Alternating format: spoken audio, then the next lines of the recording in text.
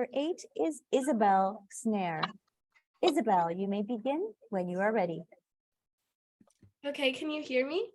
Yes, I can hear you and I can see you. Okay. Have you ever been talking to someone, perhaps a friend, a family member, or even a stranger, and realize that consciously or otherwise, their actions are not a reflection of their words?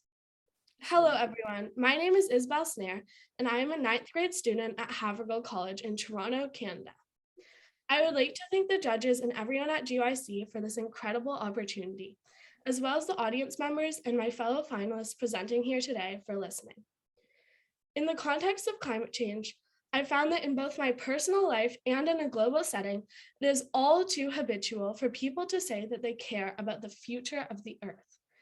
Habitual, as in it's an easy claim to make, an easy band-aid to slap on in replace of real action.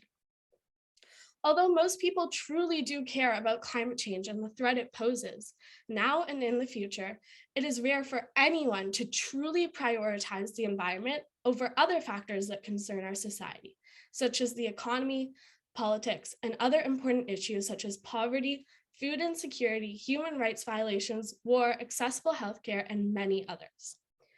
As I mentioned in my essay, the reason why climate change is often put on the back burner of society's attention is because of the nature of human beings. Anthropocentrism, the idea that humans are separate and thus superior in some way than everything that surrounds us, is one thinking concept that has been unknowingly adopted by most people today. This causes a deep-rooted belief to be instilled in many, that the environment is simply a factor that affects us, the humans, rather than the other way around. Another concept that limits our motivation towards prioritizing the environment is having a short-term versus long-term mindset. Sometimes climate change and the effects of it on our world appear as a problem far off in the future, as opposed to the imminent threat it is in actuality. Opposingly, national economic opportunities and challenges, as well as other countless international issues the world is currently facing, are often viewed by governments, experts, and the general public as more immediately problematic and are prioritized as a result. So what am I trying to say?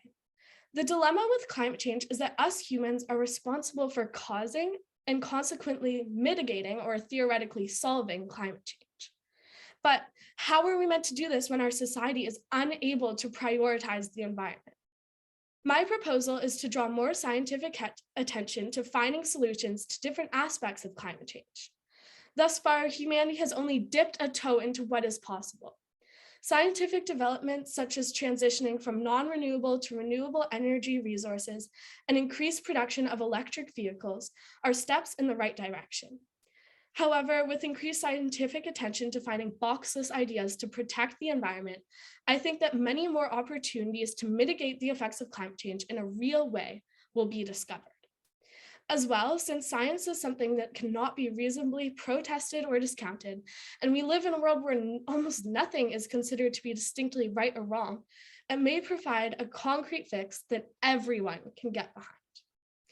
Therefore, as a result of the thinking habits that control human societies, I believe that science is a much better solution to climate change than social approaches are. Thank you.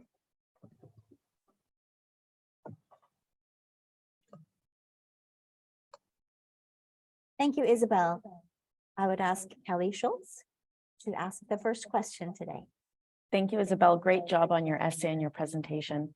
I wanted to ask you, you mentioned in your essay and in your presentation that there's two ways to solve potentially climate change, and that is through social and through science.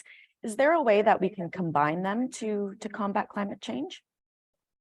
Well, I think that there will always be a social barrier almost, even if the solution is scientific.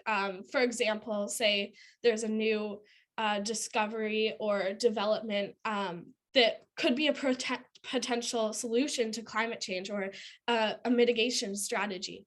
There will always be people who fight against that in the media, or maybe think that it isn't a good idea to implement it worldwide. So there always will be a social aspect of a potential solution to climate change. I just personally believe that it is better to try and reduce that aspect as much as possible. Thank you. And for the second question, for Principal George Vanderkuur.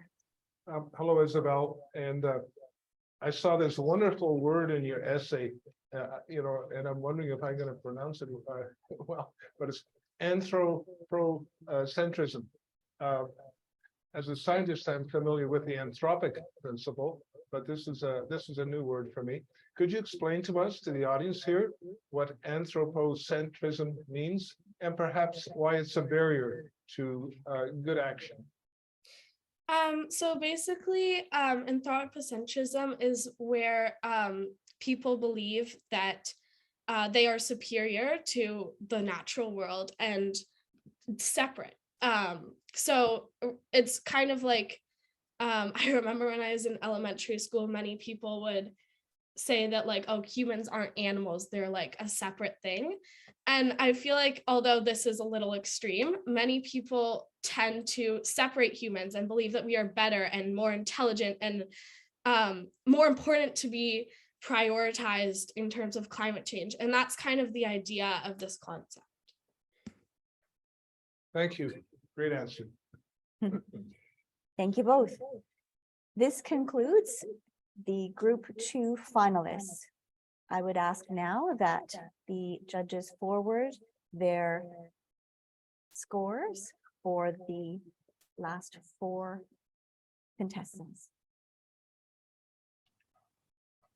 We know that we're all involved in the conversation about climate change. At this time, I would like to pause and ask Professor Ruth Hayhoe for her thoughts so far, reflections, some ideas about what our young people have said so far. Well, thank you for giving me this opportunity. It's just a joy to hear these young voices from around the world. And I know many of us are in a situation where we feel there's not a lot I can do. I'm not an expert. I'm not having a government position where I can change policy. But I think the most hopeful piece is we can all talk about it. And what I'm seeing here is so many young people who are not only able to talk about it, but are able to talk about it very eloquently and with wonderful examples, with paintings that make it very dramatic and that could very well be quite persuasive for people to take action, with stories, with considerable scientific understanding of what is actually lying behind the changes and the ways they are affecting our earth and the ways in which we need to love and respond to our earth. So let me just say it's a great joy to be with all of you. It's also a joy to share this occasion with my niece, Katharine, who is so often in a position to be talking about, from a scientist perspective, issues of climate change and encouraging people. I have been influenced a lot by her. So thank you for letting me have a chance just to say a few words. You're very welcome. And once again, we do appreciate all of our judges and the time that they have dedicated, especially those who are here for the second or perhaps third time. Your input and your knowledge and expertise is so valuable when it comes to providing feedback and also assessments for our 16 finalists. At this point, we will move forward to Group 3